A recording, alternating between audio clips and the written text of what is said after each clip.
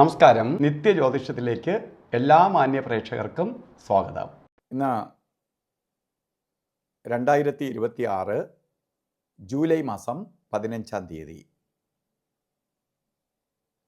1201 ആണ്ട് മിഥുന മാസം 31-ാം തീയതി ബുധനാഴ്ച. ഇന്ന് ബുധനാഴ്ചയാണ്. പൂയ നക്ഷത്രമാണ്. പൂയ നക്ഷത്രം ശുഭനക്ഷത്രങ്ങളിൽപ്പെടുന്ന നക്ഷത്രമാണ്. ഇപ്പോൾ പൂയ നക്ഷത്രം ബുധനാഴ്ച രണ്ട് ഒത്തു വന്നിരിക്കുന്ന ദിവസമാണ്. അതായത് നല്ലൊരു ദിവസത്തെ പ്രദാനം ചെയ്ത് തന്നിരിക്കുകയാണ്. അപ്പോൾ ശുഭകാര്യങ്ങൾക്കെല്ലാം അനുകൂലപ്രദമായ ഒരു ദിവസത്തെ നമുക്ക് തന്നിരിക്കുകയാണ്. അപ്പോൾ ശുഭഫലങ്ങൾക്ക് ഈ ദിവസം അനുകൂലപ്രദമാണ്. അപ്പോൾ എന്ത് ശുഭകാര്യവും ചെയ്യാം. ഒരു പുതിയ സംരംഭത്തിന് ഇറങ്ങാനാവട്ടെ, എന്തെങ്കിലും പുതുതായിട്ട് സ്റ്റാർട്ട് ചെയ്യാനാവട്ടെ, ആപ്ലിക്കേഷൻ കൊടുക്കാനാവട്ടെ, എഗ്രിമെൻ്റ് ഒപ്പിടാനാവട്ടെ, ഒക്കെ അനുകൂലപ്രദമായ ഒരു ദിവസമാണ്. പഠിക്കുന്ന കുട്ടികളാവട്ടെ, വിദ്യാപരമായി ഉയർന്ന വിദ്യാഭ്യാസത്തിന് ശ്രമിക്കാനാവട്ടെ, ജോലിക്ക് ശ്രമിക്കാനാവട്ടെ, അതുപോലെ പഠിത്തം ദൂര സ്ഥലത്തേക്ക് പോയി പഠിക്കാൻ ഹയർ സ്റ്റഡീസിനാവട്ടെ ഒക്കെ അനുകൂലപ്രദമായ ഒരു ദിവസമാണ്. ഇന്ന് ബർത്ത്ഡേ വന്നിട്ടുള്ളവർക്ക് ഒരു വർഷത്തെ ഫലത്തെയാണ് ചിന്തിക്കേണ്ടത്. ദിവസം നമുക്ക് ഇന്ന് കൊള്ളൂല്ലെങ്കിൽ നാളെ നമുക്ക് ഓരോ കാര്യത്തിന് എടുക്കാം. പക്ഷേ ഒരു വർഷം നമുക്ക് മാറ്റിവെക്കാൻ പറ്റത്തില്ല. അപ്പോൾ ഒരു വാർഷിക ഫലത്തെ ചിന്തിക്കുന്നതാണ് ജന്മദിനം കൊണ്ട്. മിഥുന മാസത്തിലെ പൂയ നക്ഷത്രം വന്നിട്ടുള്ള ആൾക്കാർക്ക്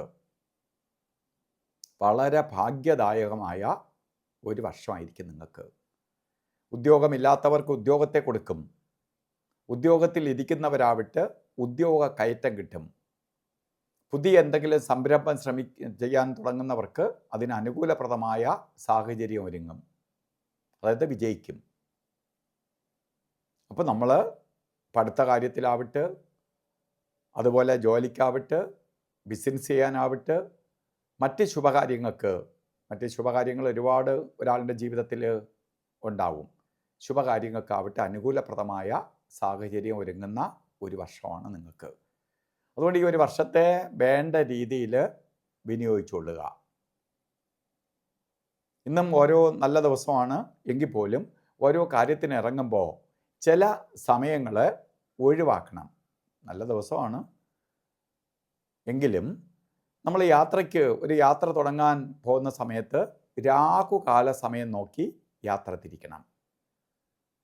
രാഹുകാല സമയം വരുന്നത് കലണ്ടറിൽ രേഖപ്പെടുത്തിയിട്ടുണ്ട്. 12 മണി മുതൽ 1:30 മണി വരെ എന്ന് കലണ്ടറിൽ രേഖപ്പെടുത്തിയിട്ടുണ്ട്. പക്ഷേ ജാതകപ്രകാരം കലണ്ടറിൽ രേഖപ്പെടുത്തിയിട്ടുണ്ടെങ്കിലും രാഹുകാല സമയം ആരംഭിക്കുന്നത് കറക്റ്റ് 12 മണിക്കല്ല. ഇന്ന് രാഹുകാല സമയം 12:30 ആരംഭിക്കുകയുള്ളൂ. 30 മിനിറ്റ് കൂടി കഴിഞ്ഞിട്ടേ രാഹുകാലം തുടങ്ങുള്ളൂ. അപ്പോൾ നമ്മൾ രാഹുകാലം 12 മണിക്ക് എന്നാണെന്ന് വിചാരിച്ചിട്ട് അയ്യോ 12:10 പോയി രാഹുകാലം തുടങ്ങി എന്ന് പറഞ്ഞിരിക്കരുത്. 12:30 സ്റ്റാർട്ട് ചെയ്യുകയുള്ളൂ. 2 മണി 4 മിനിറ്റ് വരെ രാഹുകാല സമയമുണ്ട് താനും. അപ്പോൾ 1:30 മണിയായി, അയ്യോ രാഹുകാലം തീർന്നു എന്ന് പറഞ്ഞിട്ട് നമ്മൾ ഏതെങ്കിലും കാര്യത്തിന് ഇറങ്ങിയാൽ അത് കറക്റ്റ് രാഹുകാലത്തായിരിക്കും. അതുകൊണ്ടാണ് ഈ രാഹുകാല സമയത്തെ പറഞ്ഞു തരണേ. അത് ശുഭയാത്രയ്ക്ക് ഓരോ കാര്യങ്ങൾക്ക് ആദ്യമായിട്ട് വീട്ടിൽ നിന്ന് ഇറങ്ങാൻ ആണ് രാഹുകാലം നോക്കണം. നമ്മൾ യാത്ര ചെയ്തുകൊണ്ടിരിക്കുന്നതിനിടയിൽ രാഹുകാലം ഒന്നും നോക്കേണ്ടതില്ല. വീട്ടിൽ നിന്ന് ശുഭയാത്രയ്ക്ക്, ദൂരയാത്രകൾ ചെയ്യാൻ, ശുഭകാര്യങ്ങൾക്ക് ഇറങ്ങാൻ ഒക്കെ രാഹുകാലം ഒഴിവാക്കുന്നതാണ് നല്ലത്. അതുപോലെ ഒരു കാര്യത്തിനും എടുക്കാൻ പാടില്ലാത്ത 2 സമയങ്ങളാണ് ഗുളിക കാലസമയവും യമകണ്ഠ കാലസമയവും.